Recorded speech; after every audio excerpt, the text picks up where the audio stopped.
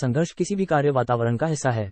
यह कोई समस्या नहीं है कि संघर्ष मौजूद है, लेकिन यदि यह व्यवसाय को प्रभावित करना शुरू कर देता है तो उस संघर्ष को हल करने के लिए एक प्रभावी संघर्ष समाधान रणनीति का होना किसी भी प्रबंधक के लिए महत्वपूर्ण है।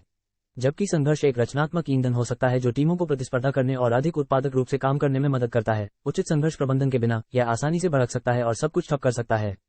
संघर्ष का समाधान तथ्यों के आधार पर सर्वोत्तम है, भावनाओं के आधार पर नहीं। यदि आप किसी ऐसे टीम सदस्य के साथ काम कर रहे हैं जो प्रोजेक्ट में हुई किसी बात से परेशान है, तो उनकी शिकायतों को सुनें और या तो उनका समर्थन करें या उन्हें डेटा के साथ उनके तरीकों की त्रुटि बताएं। प्रोजेक्ट मैनेजर पुरस्कार विजेता परियोजना प्रबंधन सॉफ्टवेयर है जो ऐसी रिपोर्ट तैयार कर सकता है जो समग्र स्थिति से लेकर कार्यभार, टाइमशीट और बहुत कुछ का विवरण देती है। रिपोर्टें लाइव डेटा प्रदान करती हैं जिन्हें आप जो चाहते हैं उस पर ध्यान केंद्रित करने के लिए फिल्टर किया जा सकता है और संघर्ष और समाधान के माध्यम से तथ्य आधारित मार्ग प्रदान करने के लिए आसानी से साझा किया जा सकता है। आज ही निःशुल्क रूप से प्रोजेक्ट मैनेजर के साथ शुरुआत करें। अब आइए उन विभिन्न संघर्ष प्रबंधन शैलियों और संघर्ष समाधान रणनीतियों पर नजर डालें जिन्हें आप अपने संगठन में आजमा सकते हैं। संघर्ष समाधान क्या है? संघर्ष समाधान को केवल उस प्रक्रिया के रूप में परिभाषित किया जा सकता है जिसे संगठन और टीम के सदस्यों के बीच उत्पन्न होने वाले विवादों या हितों के टकराव को हल करने के लिए अपनाती हैं।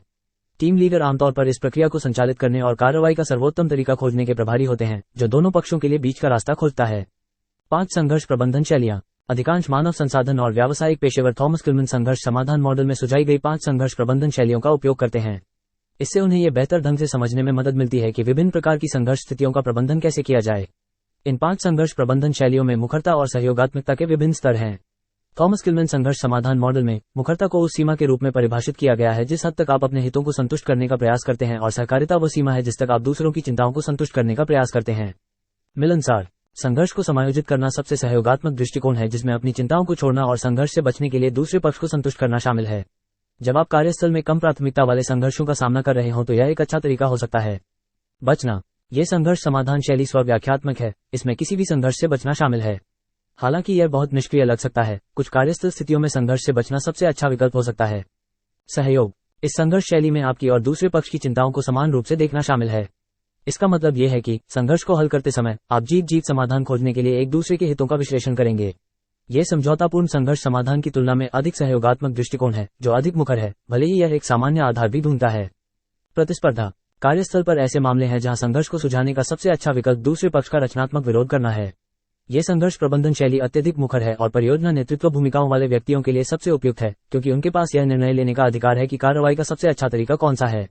समझौता। ये शैली मुखरता और सहयोगात्मकता के बीच उत्तम संतुलन है। इसमें बीच का रास्ता ढूंढना शामिल है, जिसे एक ऐसे समाधान के रूप में देखा जाता है जिसे दोनों पक्षों द्वारा स्वीकार किया जाता है, लेकिन ये दोनों में से किसी के लिए भी पूरी तरह से संतोषजनक नहीं है। इस शैली का उपयोग अक्सर तब किया जाता है जब कोई टीम संघर्ष होता है जिसे आपका उद्योग पिछले कुछ वर्षों में कैसे विकसित हुआ है, ताकि हितधारकों को इसके मूल्य के बारे में आश्वस्त किया जा सके।